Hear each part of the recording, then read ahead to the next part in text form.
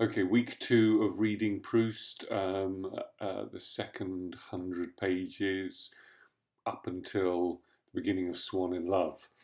Um, okay, first things first, enough with the spires, Marcel. We get it, all right? We understand perspective. If there are two spires, or in this case, three spires, and you move around, they will look as though they're in different places. Um, okay. Um, what do we have in the second 100 pages? Well, we are introduced to the Guillemot way and Swan's way, uh, and we are introduced to Gilberte, who is glimpsed through some trees as he wanders with his family down Swan's Way. She obviously becomes a very important character soon, and she is Marcel's, or the narrator's, first great love, his great adolescent love.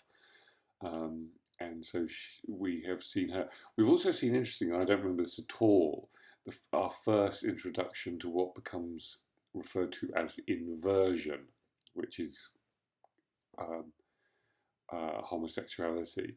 Um, in this sort of kind of, I don't know, summer house, and the narrator is walking past and he sees two young women or older girls, and he doesn't quite know what he's watching, but he sees a sort of spitefulness um, in the acting out of this scene between the composer's daughter and another young woman.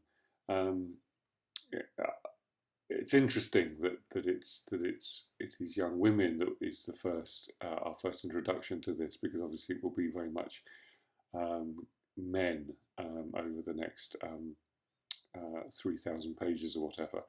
Um, I think what's interesting is and if people, I think key thing, if people are finding this difficult, it gets much easier the moment you get into Swan in Love. So I'm about 15 pages into that, and there is a kind of shape and almost a more recognisable formal quality. Um, Proust isn't, I don't think, a nature writer. He's our great psychologist, so he's much more at home when we move into the salons of Paris and those characters. Um, I've I haven't had time. I've got to go back to the original translations I've read, because I found those first 200 pages really quite, um, I don't know, sort of. I mean, I can't think of anything, any kind of. I mean, kind of jerky and knotty, and um, the sort of syntax kind of shifted in ways that I found difficult to comprehend. And what I remember is sort of great undulations of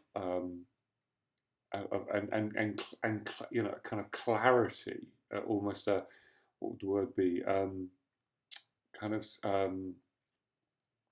I don't know, some, things really, a sort of disclosure of great insight through the workings of the sentences, where actually I'm finding myself having just to decode the sentences. I could be getting more stupid as I get older, um, uh, but I feel the translation is not kind of delivering that. On the other hand, it may be that when he gets into Paris, into the salons, and into people, that's where it happens more often. Or it may be that the beginning isn't as good as the rest of the book, and he didn't revise quite as much as we were led to believe that beginning. Yes, more wine.